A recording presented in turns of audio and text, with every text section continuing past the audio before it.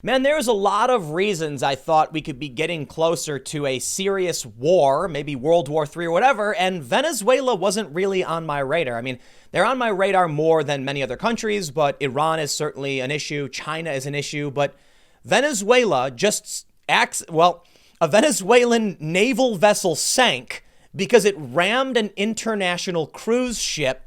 This is freaky. Why was Venezuela sending out a naval vessel to ram a cruise ship? I don't know, and I don't trust them. They're claiming that there was some kind of aggression or piracy. It could be because the cruise ships have coronavirus and they were panicking. I just don't know, but I'll tell you what. You want to start a war, send out a Navy vessel to go ram civilian vessels. Check out this story, and I got more than just this. Check this out. Venezuelan Navy vessel sinks after ramming a cruise ship from the BBC. The owners of the Portuguese-flagged RCGS Resolute said the naval vessel Niguara also fired shots in an act of aggression in international waters. The collision left the cruise ship, which has a reinforced hull for sailing in icy waters, with only minor damage. Let me just stop right now and say, let me just point out, Venezuela's Navy has weaker ships than private cruises. Yikes, man. They say Venezuela accused the Resolute of an act of aggression and piracy. I don't buy it. It also said it did not rule out that the cruise ship was transporting mercenaries to attack military bases in Venezuela. What? Venezuela's losing it, man. President Nicolas Maduro has previously accused the U.S. and other countries of plotting to overthrow him. The incident took place near La Tortuga Island, a Venezuela federal dependency, on March 30th. Colombia Cruise Services, which operates the Resolute, said the cruise ship had been carrying out routine engine maintenance in international waters more than 13 nautical miles from La Tortuga. A statement from the Hamburg-based company said that shortly after midnight, the Niguara radioed the Resolute, questioning its intentions, and ordered the captain to follow it to a port on Isla Margarita to the east. While the master was in contact with the head office, gunshots were fired, and shortly thereafter, the Navy vessel approached the starboard side at speed and purposely collided with the RCGS Resolute.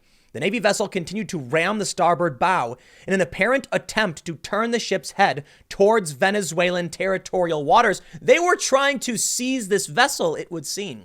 Why? Well, I got some theories. I mean, oil prices have been collapsing, so the only thing Venezuela actually has access to in terms of wealth, oil, is worthless, and they're becoming desperate. Food shortages, chaos, and it now seems that Venezuela, at least in my opinion, reading this for now, we'll read more, was trying to seize the vessel. Although the Resolute, a purpose-built polar expedition vessel, suffered minor damage, the patrol boat began taking on water after hitting its bulbous bow, according to the statement. Colombia Cruise Services said the Resolute remained in the area for more than an hour and contacted rescue coordinators on the Dutch Caribbean island of Curacao. All attempts to contact the Niguara went unanswered, and the Resolute eventually sailed to Willemstad on Curacao, it added. A statement by the Venezuelan military in Spanish accused the Resolute of cowardly and criminal behavior since it did not attend to the rescue of the crew. It said all the crew of the Niguara had been rescued but did not give details. Defense Minister Vladimir Padrino Lopez accused the Resolute of ramming the vessel, which caused its sinking. President Maduro said an investigation had been launched and he expected maximum collaboration from authorities in Curacao. I'll tell you what, if you are not worried, you are not paying attention. I have said over and over again, as resources become strained, as we're facing a major global pandemic and borders start shutting down, someone will become desperate. And I should have been paying attention better. Venezuela, a very desperate nation. It seems now, based on this story from the BBC, and who knows, I don't know who to trust, but I don't trust Venezuela. They were trying to seize this cruise liner. Well, cruise liners have a lot of resources, valuables, probably food stores and fuel. And it seems like they're trying to force that ship to go into their waters where they could probably have taken control of it. But their naval vessels are pathetic, and when trying to ram the vessel, they sank. I really do not believe that a private civilian cruise liner was ramming a naval vessel. That makes no sense. What would they have to gain from it? Now, perhaps the cruise liner needed somewhere to dock. Maybe they had coronavirus. I don't know. That's been the big story right now. But they're saying that they were engaging in routine maintenance.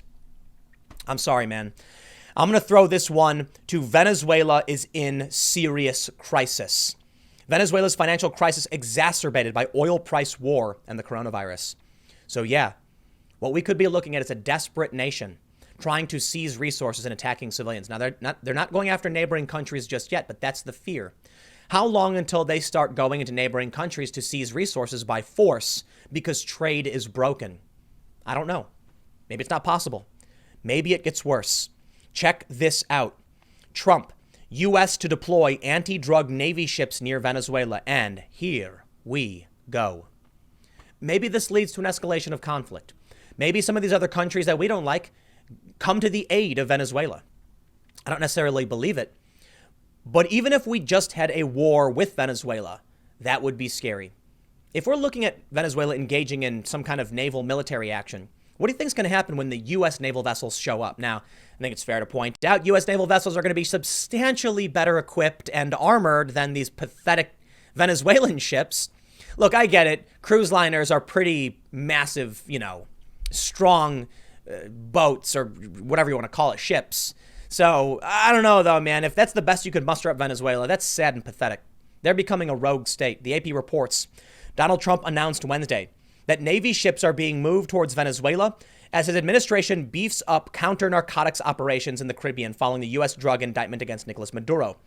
The announcement came at the start of the daily White House press briefing to discuss the coronavirus pandemic, which has left much of the country in lockdown and which the government warns would cause 100,000 to 240,000 deaths. The Venezuelan people continue to suffer tremendously due to Maduro and his criminal control over the country, and drug traffickers are seizing on this lawlessness, Mark Esper said after the president's announcement.